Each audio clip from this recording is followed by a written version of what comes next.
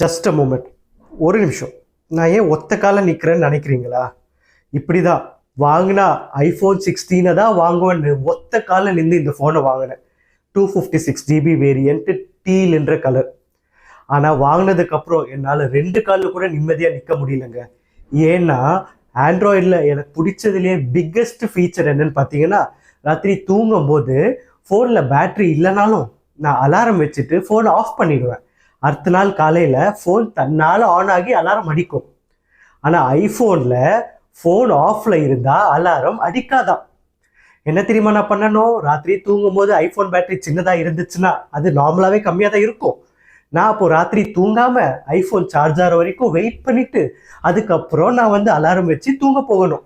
இல்லைன்னா ராத்திரி ஃபுல்லாக ஐஃபோனை சார்ஜிங்கில் போடணும். அது போட்டாலும் கெடுதல்ல ஐஃபோன்லேயே நோட்டிஃபிகேஷன் வரும். Simple feature. ஃபோன் ஆஃப் ஆகிருந்தாலும் அலாரம் அடிக்கும்னு ஆண்ட்ராய்டில் இருந்துச்சு. அந்த ஃபீச்சர் கூட ஐஃபோனில் இல்லைங்களே. இதனால எனக்கு தூக்கம் போச்சு, நிம்மதி போச்சு. இன்னும் நிறைய டிஸ்அட்வான்டேஜஸ்ல ஐஃபோனில் இருக்குது. அட்வான்டேஜஸ் என்ன இருக்குன்னு எனக்கு இப்போ வரைக்கும் சத்தியமாக தெரியல. தெரிஞ்சால் அதையும் உங்களுக்கு சொல்கிறேன். ஒரு ஃபர்ஸ்ட் டைம் ஐஃபோன் யூஸராக வீடியோ பிடிச்சிருந்தா லைக் பண்ணுங்கள், மறக்காமல் சேனலை சப்ஸ்கிரைப் பண்ணுங்கள். வேறு எதாவது டவுட்ஸ் இருந்தால் ஐஃபோன் பற்றி கமெண்ட் பண்ணுங்கள். எப்பா பாய், முடியல எப்பா.